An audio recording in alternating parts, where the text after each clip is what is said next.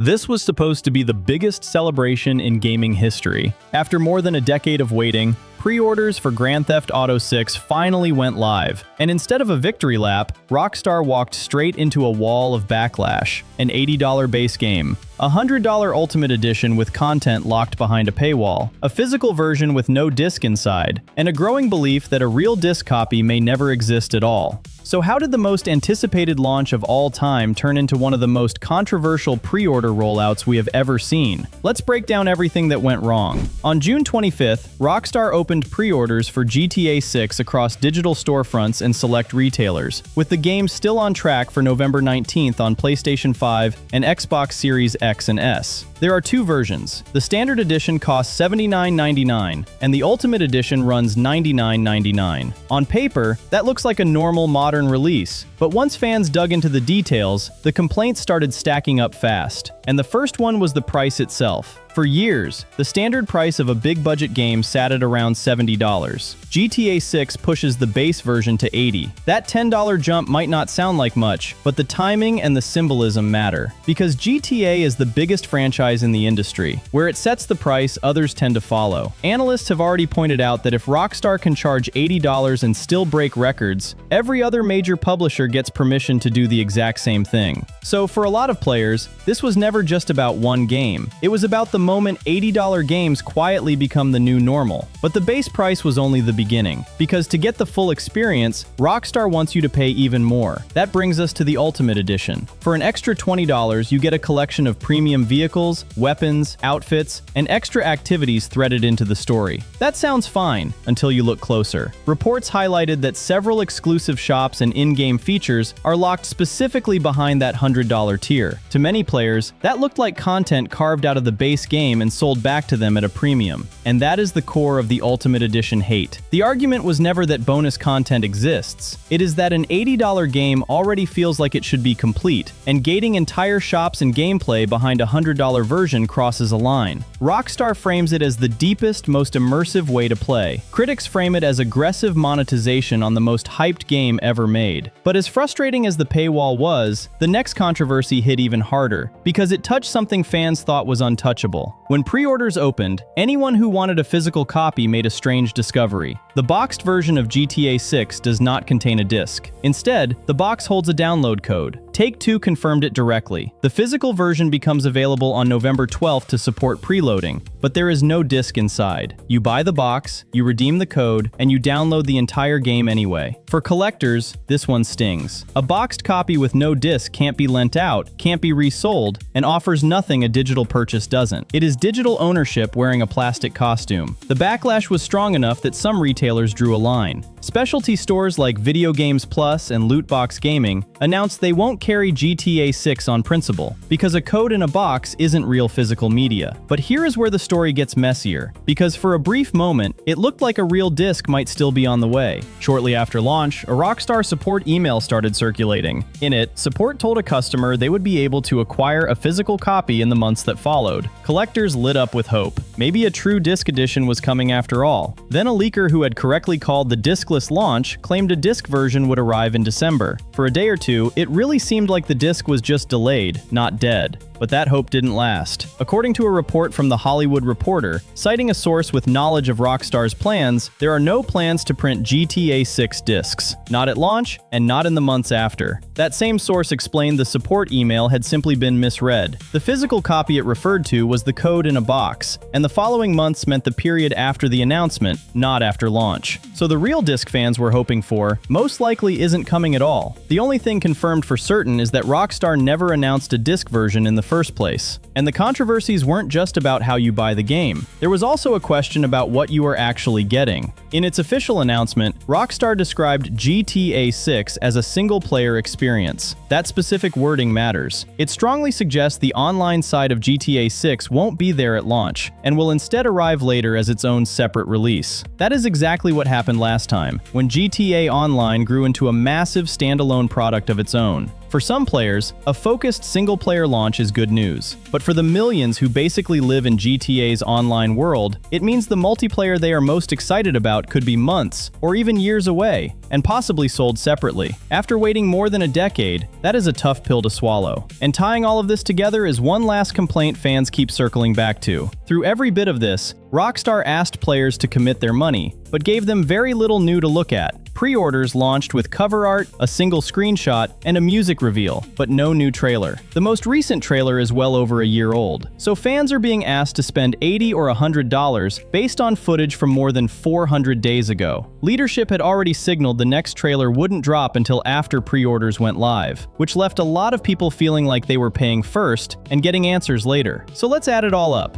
An $80 base game, a $100 edition with content behind a paywall, a physical release with no disc, a likely future with no disc at all, an online mode that may cost extra and show up later, and no fresh trailer to justify any of it. And yet, here is the twist. GTA 6 is still on pace to be the biggest launch in entertainment history. The hype is so enormous that even with all of this backlash, the pre-orders keep pouring in. That is exactly why it matters. Because if the most controversial rollout in years still shatters every record, the entire industry will be taking notes for the next decade. So now I want to hear from you. Are these complaints fair? Or is this just noise around a game that's going to be incredible anyway? Drop your take in the comments.